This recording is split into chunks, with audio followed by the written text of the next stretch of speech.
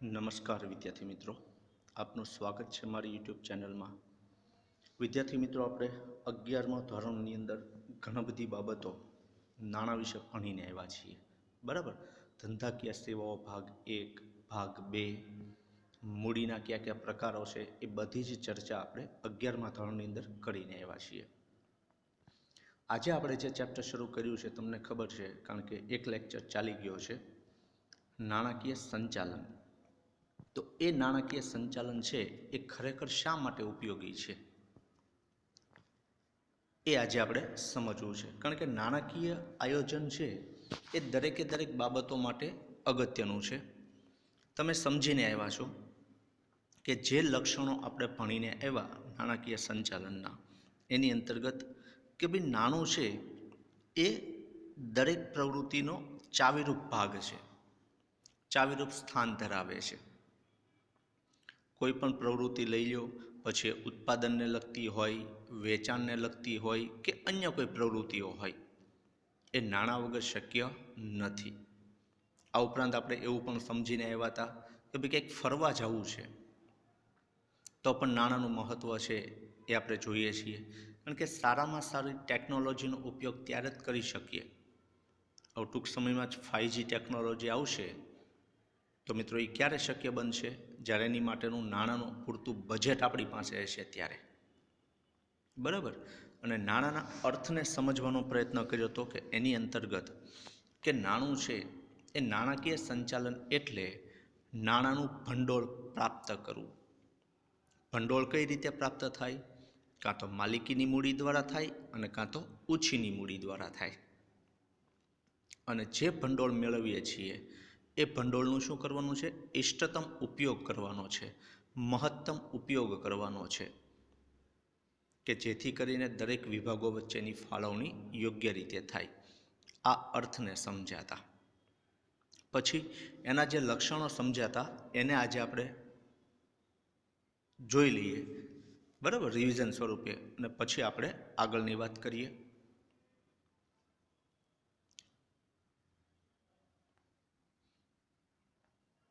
પાંચ માર્કનો પ્રશ્ન છે.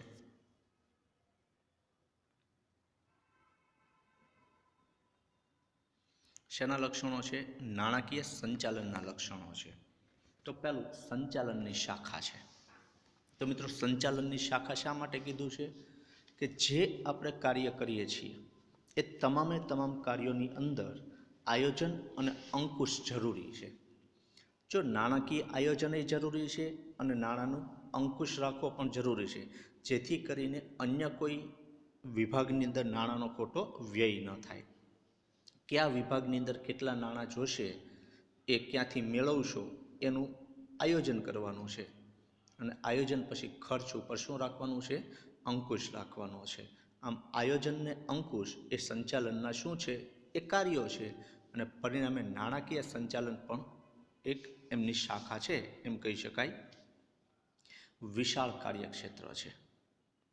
જ્યાં સુધી કંપનીનું અસ્તિત્વ છે ત્યાં સુધી મિત્રો નાણાકીય સંચાલન જરૂરી છે. કંપની શરૂ થાય ત્યારથી લઈને કંપનીનો અંત આવે, અને જ્યારે બરાબર મધ્યાહન સમયે કંપની હોય ત્યારે તમે જુઓ કે સૂર્ય જ્યારે પૂરેપૂરો ખીલેલો હોય ને ત્યારે મિત્રો નાણાંની વધારે જરૂર પડે. કારણ કે કંપનીનો વિકાસ પૂરતો હોય, કંપનીની પ્રતિષ્ઠા પૂરતી હોય, બજારમાં કંપનીની વસ્તુ વેચાણનું સૌથી વધારે મહત્ત્વ હોય, આ બધી બાબતો હોય, એની સાથે સાથે નાણાકીય સંચાલન છે એ જરૂરી છે. એટલે વિશાળ કાર્યક્ષેત્ર છે. સંચાલકીય નિર્ણયોનો આધાર છે. શા માટે? કોઈ પણ નિર્ણય લેવાનો હોય, પછી ઉત્પાદન નીતિ અંગેનો હોય, વેચાણ નીતિ અંગેનો હોય કે કંપનીના વિકાસ અંગેનો હોય, કોઈ પણ નિર્ણયો જ્યારે સંચાલકો લેતા હોય ત્યારે એનો આધાર એ નાણાકીય સંચાલન છે. હજી એમ કહી શકીએ કે તમે વિચારો કે કોઈ પણ વ્યક્તિ છે એ ત્યારે જ દરેક વસ્તુ ભોગવી શકશે જ્યારે એની પાસે નાણાં હશે. આજે આપણા જીવનમાં પણ નાણાંનું મહત્ત્વ જુઓ કે માણસ એક થોડાક પૈસા માટે જે તે વ્યક્તિ સાથે સંબંધ બગાડી નાખે છે. કીધું છે ને કે સગા ભાઈને પણ ક્યારેય ઉછીના પૈસા ન આપો. ઉછીના પૈસા લઈને અત્યારે આપણે જલસા તો કરી નાખીએ છીએ, પણ જ્યારે ચૂકવવાના થાય મિત્રો, મિત્રતા બગડે છે, ભાઈ ભાઈ વચ્ચેના સંબંધો બગડે છે, પપ્પા દીકરા વચ્ચેના સંબંધો બગડે છે આ પૈસાને લીધે. કારણ કે પહેલાં જલસા કરી લીધા હોય, નિર્ણય લેતી વખતે પૈસાની જરૂર છે એ તમને ખ્યાલ છે, બરાબર. એટલે કંપનીને લગતા ભંડોળની પ્રાપ્તિ માટેના હોય, ભંડોળના ઉપયોગ માટેના હોય, અલગ અલગ વિભાગો વચ્ચે એ ભંડોળની ફાળવણી અંગેનો નિર્ણય હોય. ટૂંકમાં સંચાલકોએ કંપની ચલાવવા માટે જે નિર્ણય લેવાના છે એ તમામે તમામ નિર્ણયોનો આધાર એ નાણાકીય સંચાલન છે, નાણાકીય નિર્ણયો સાથે સંબંધ છે. વેચાણ, ઉત્પાદન, સંશોધન, વિકાસ, આ તમામે તમામ બાબત એ સંચાલકના નિર્ણયો જ છે, પણ સાથે શું છે, નાણાકીય નિર્ણયો સાથે પણ સંબંધ ધરાવે છે. કારણ કે ઉત્પાદન ક્યારે વધશે, જ્યારે કાચો માલ વધારે ખરીદશો ત્યારે.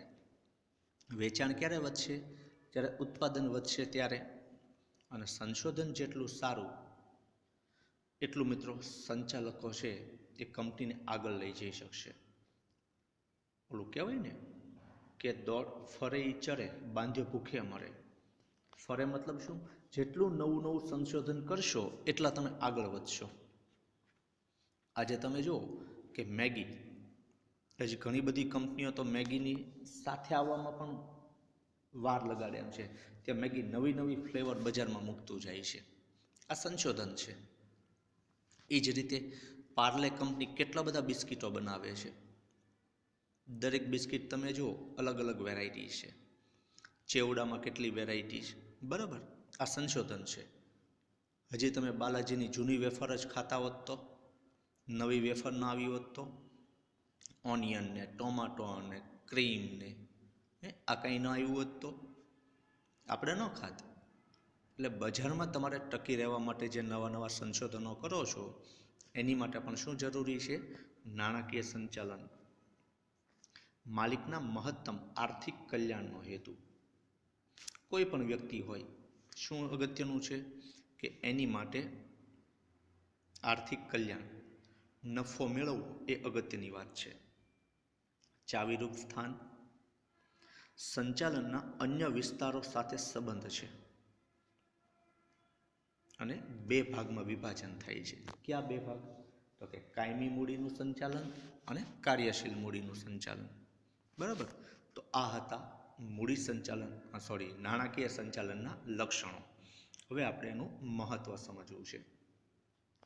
મિત્રો, મહત્ત્વની વાત કરીએ તો આપણા જીવનમાં આપણા પિતાનું મહત્ત્વ કેટલું, ભલે અત્યારે આપણે ન સમજતા હોય, કારણ કે આપણે એક એવા સ્ટેજે છીએ કે હંમેશા આપણા પિતા આપણને નડતર રૂપ લાગતા હોય.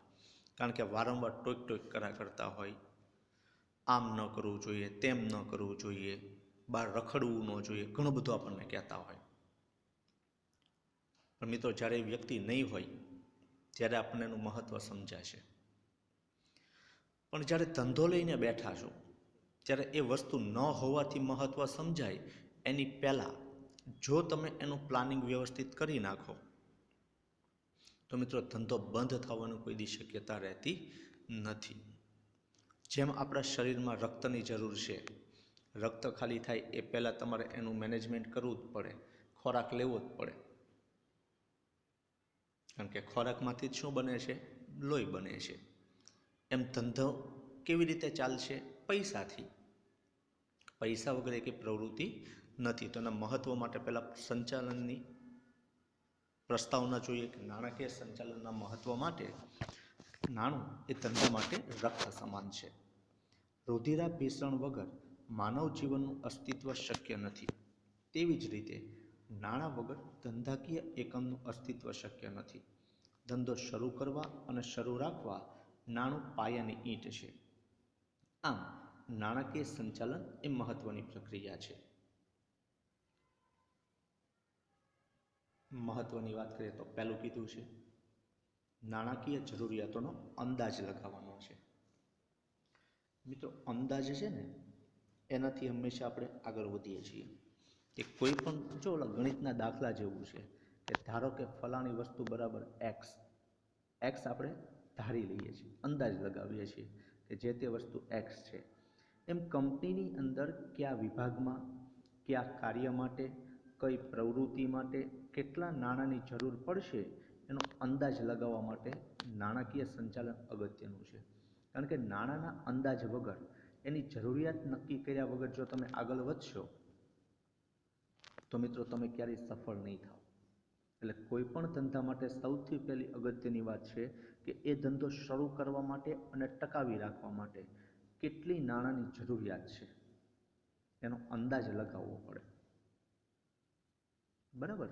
એટલે નાણાકીય જરૂરિયાતોનો અંદાજ લગાવવા માટે, નાણાંની પ્રાપ્તિ માટે કે નાણાં કેવી રીતે મેળવશું, માલિકીની મૂડી, ઉછીની મૂડી, ટૂંકા ગાળા માટે જરૂર છે, લાંબા ગાળા માટે જરૂર છે, આ બધું જ તમારે નક્કી કરવું પડે અને એવી રીતે નાણાંની પ્રાપ્તિ છે એ કરવી પડે.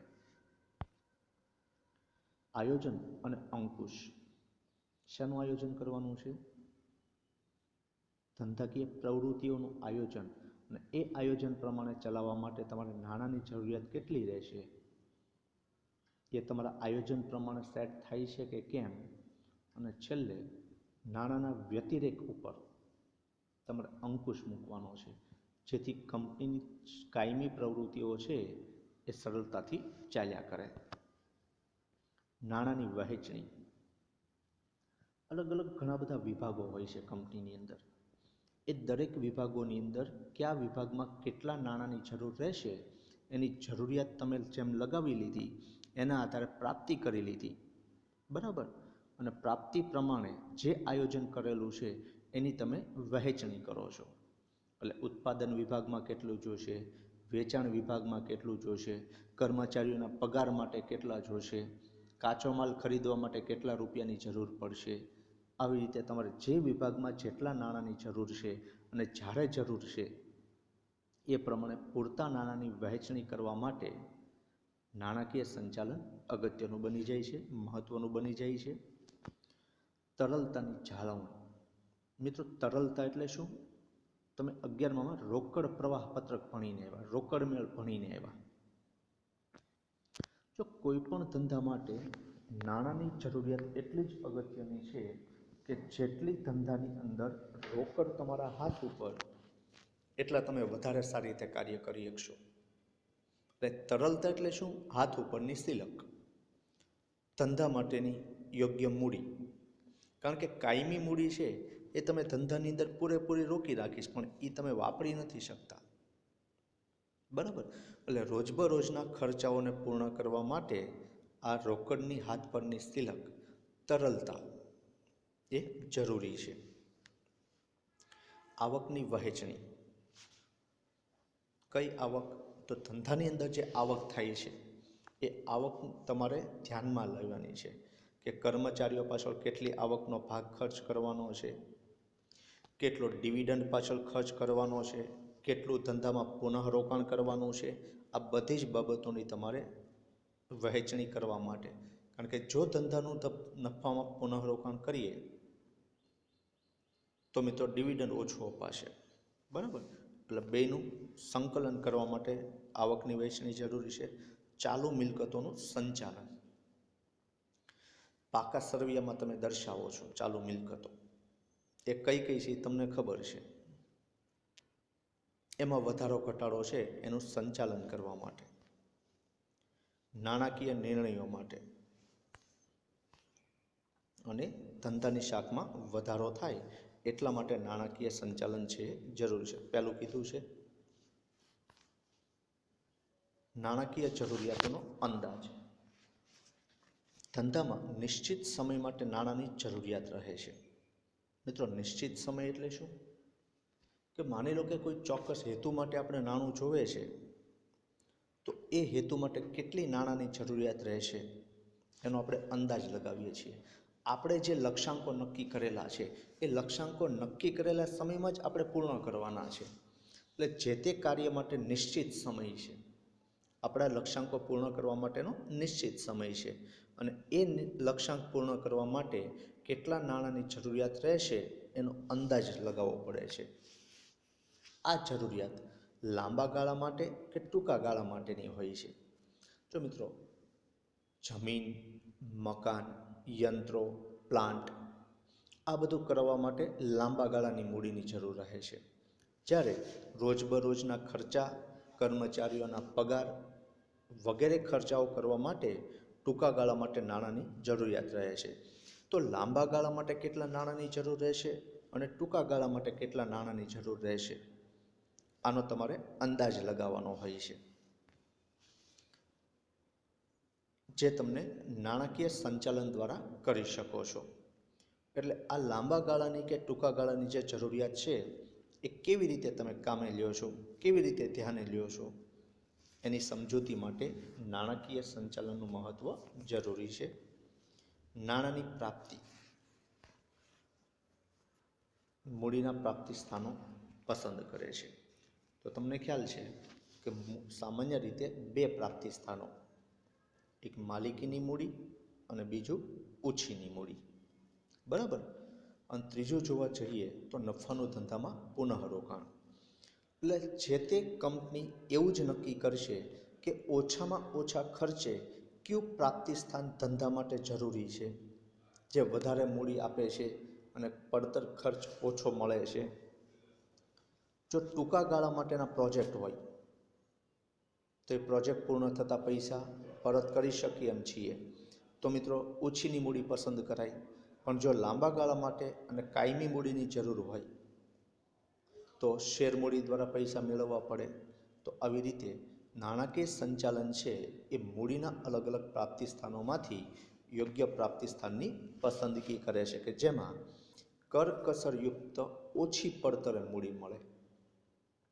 હમણાં જ મેં વાત કરી કે જો ટૂંકા ગાળા માટેનો પ્રોજેક્ટ હોય અને પ્રોજેક્ટ પૂરો થતાં પૈસા હાથ ઉપર આવવાના હોય પરત કરી શકીએ એમ હોઈએ તો શા માટે વ્યાજનો બોજો કાયમી કરીએ, શા માટે ડિવિડન્ડનો બોજો કાયમી ઊભો કરીએ? એની કરતાં બેટર છે ઓછીની મૂડી મેળવી શકીએ, બેંકમાંથી લોન લઈ શકીએ. પણ જો તમારે નવો પ્લાન્ટ સ્થાપવાનો હોય, કંપનીમાં રિનોવેશન કરાવવાનું હોય, વિકાસની તકોને ઝડપવાની હોય, તો આવા અલગ અલગ પ્રકારે જો લાંબા ગાળાના કાર્યો હોય તો તમારે માલિકીની મૂડી પસંદ કરવી પડે ને એના દ્વારા નાણાંની પ્રાપ્તિ કરવી પડે. એટલે નાણાંની પ્રાપ્તિ કયા વિકલ્પથી આપણે કરશું કે જેથી આપણી પડતર ઓછી રહે અને કંપનીને મહત્તમ લાભ થાય, આ નક્કી કરવા માટે નાણાકીય સંચાલન મહત્ત્વનું છે. આયોજન અને અંકુશ. નાણાંનો ઉપયોગ કરકસર રીતે થાય એ જરૂરી છે. એની માટે તમારે આયોજન પરફેક્ટ બનાવવું પડે. અને મિત્રો, જે બિનજરૂરી ખર્ચાઓ છે એની ઉપર અંકુશ રાખવો પડે છે, બરાબર. કરકસર ઉપયોગ ક્યારે થશે કે જ્યારે ધંધાની અંદર ઘણા બધા ખર્ચા એવા હોય છે કે જે ખર્ચાઓ તમારે ન કરો તો પણ ચાલે અને પછી એ ખર્ચ કરવાથી કંપનીને કોઈ ખાસ એવો ફાયદો ન થતો હોય તો આવા ખર્ચાને શું કરવા પડે, તમારે બંધ કરવા પડે. એટલે ઉપયોગ કરકસર રીતે કરવા માટે આયોજનની સાથે જ નાણાકીય સંચાલન છે એ અગત્યનું બની જાય છે. અને આ માટે બિનજરૂરી ખર્ચા પર અંકુશ રાખીને આયોજનને સાથે રાખવાથી જ અંકુશ રહે. કારણ કે આયોજન પ્રમાણે ખર્ચ થાય તો જ નાણાંના ખર્ચ ઉપર અંકુશ રહે. એની પછીનું નાણાંની વહેંચણી. મિત્રો, કયા વિભાગમાં કેટલા નાણાંની જરૂર છે એની વહેંચણી કરવાની છે. જુદા જુદા વિભાગો વચ્ચે નાણાંની એવી રીતે વહેંચણી કરવાની છે કે દરેક વિભાગને પર્યાપ્ત નાણાં મળી રહે. કંપનીમાં કયા કયા વિભાગો હોય છે? ઉત્પાદન વિભાગ, વેચાણ વિભાગ, કર્મચારી વિભાગ, ખરીદ વિભાગ, હિસાબી વિભાગ, બરાબર. તો જો પેકિંગ વિભાગે છે પણ એ પછી વેચાણ વિભાગની અંતર્ગત પેટા વિભાગો આવે. એટલે કયા વિભાગ માટે જો તમે વેચાણ વિભાગને ધ્યાનમાં લેતા હો તો વેચાણ વિભાગને જ ખાલી પૈસાની જરૂર છે એવું નથી, એના પેટા વિભાગોને પણ નાણાંની જરૂર હોય છે. ક્યારેક પેટર્ન ફેર કરવી હોય, ક્યારેક ડિઝાઇન ફેર કરવી હોય, ક્યારેક વધારે વેચાણ કરવા માટે કર્મચારીઓને વધારે રાખવા પડે, તો કયા વિભાગ માટે કેટલી નાણાંની જરૂર છે એની વહેંચણી જો યોગ્ય રીતે કરવામાં આવે તો ધંધાનો વિકાસ વધી શકે અને એટલા માટે જ નાણાંની વહેંચણી કરવા માટે નાણાકીય સંચાલન જરૂરી છે. તરલતાની જાળવણી, હમણાં જ મેં વાત કરી. જો તરલતા ન હોય, આપણા હાથમાં રોકડ સિલક ન હોય તો શું થાય એનું ઉદાહરણ આપું કે અનિલ અંબાણી નામ સાંભળ્યું છે તમે. એની ઘણી બધી કંપનીઓ ખોટમાં ચાલે છે અને ઘણી બધી કંપનીઓ છે એ બંધ થવાને આરે છે. અને સૌથી પહેલાં જે રિલાયન્સ કોમ્યુનિકેશન શરૂ કર્યું હતું, આજે એરટેલમાં ભળી ગયું. તો મિત્રો, આ કહેવાનો મતલબ એ છે કે તમે કાયમી મૂડી તરીકે પ્લાન્ટમાં, યંત્રોમાં, જમીન, મકાન આ બધામાં જો કાયમી મૂડી રોકી નાખો, પછી રોજબરોજના ખર્ચા કરવા માટે તમારી પાસે હાથ પર સિલક ન હોય તો કંપની બંધ કરવાના વાળા આવે. અને અનિલ અંબાણી પાસે આ જ થયું કે કર્મચારીઓનો વિશ્વાસ ન લઈ શક્યા, બજારની પ્રતિષ્ઠા ન મેળવી શક્યા. બરાબર? કેમ? તો કે હાથ ઉપર રોકડ સિલક નહોતી. સતત શેરના ભાવ ઘટતા જતા હતા, નફાનું પ્રમાણ ઘટતું જતું હતું. રોકડ પ્રવાહ પત્રક અને રોકડ અંદાજપત્રક તૈયાર કરી તરલતાની જાળવણી કરે છે, જેથી ચોક્કસ રોકડ સિલક હાથ પર રાખી શકાય. અને વાત એ સાચી છે, જો રોકડ પ્રવાહ અને રોકડનો અંદાજ કે આવનારા સમયમાં કેટલી રોકડની જરૂર પડશે, આની માટે તમારે શું કરવું પડે? દેવાદારો અને લેણદારો પર અંકુશ રાખવો પડે. કારણ કે દેવાદારો પાસેથી કેટલા સમયમાં આવશે, લેણદારોને કેટલા સમયમાં ચૂકવશું, આ બધી જ બાબતોનો અંદાજ તમારે અહીંયા જ લગાવવો પડે. સમજે છે ને આ વાત?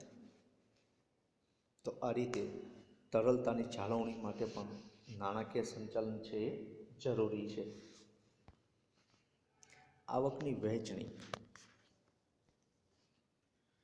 નફાનો કેટલો હિસ્સો શેર હોલ્ડરો વચ્ચે ડિવિડન્ડ તરીકે વહેંચવો અને નફા કે કેટલા ભાગનું ધંધામાં પુનઃરોકાણ કરવું તે નક્કી કરે છે. જે નફો થાય છે એમાં સૌથી વધારે તો પુનઃરોકાણનું મહત્ત્વ વધી જાય છે. જો ડિવિડન્ડ નથી આપવાનું એવું નથી કહેતો, પણ જ્યારે ધંધાનો વિકાસની વાત આવે ત્યારે ઓછીની મૂડી રાખીને તમારે કાયમી બોજ ઊભો કરવો એની કરતાં બેટર છે જે નફો થયો છે એનું ધંધામાં પુનઃરોકાણ કરવું. પણ આ વહેંચણી કરતી વખતે તમારે શેર હોલ્ડરોને વિશ્વાસમાં લેવા જોઈએ. ચાલુ મિલકતોનું સંચાલન. ચાલુ મિલકતોમાં શું આવશે? તો સૌથી પહેલું રોકડ, દેવાદાર, માલસામગ્રી, વેચાણપાત્ર જામીનગીરી, બેંક સિલક વગેરેનો સમાવેશ થાય છે. તમને ખ્યાલ છે? 3 વસ્તુ તમે મિલકત લેણા બાજુ દર્શાવો છો: કાયમી મિલકતો, ચાલુ રોકાણો અને ચાલુ મિલકતો. અને ચોથું ક્યારેક હોય ન હોય, અવાસ્તવિક મિલકતો. તો મિત્રો, રોકડ સિલક કેટલી છે, દેવાદાર પાસેથી સમયસર પૈસા આવે છે કે કેમ, દેવાદાર કેટલા હાથ ઉપર છે, આ બધી જ બાબતોનું તમારે સંચાલન જરૂરી છે. નહીંતર તો ઘાલખાત જાય. થાય ને ઘાલખાત? એ જ રીતે રોકડ સિલક ન હોય તો કાયમી ખર્ચાઓ ન થઈ શકે રોજબરોજના. બેંક સિલક વધી જાય તો તમારે એનું યોગ્ય મેનેજમેન્ટ કરવું પડે.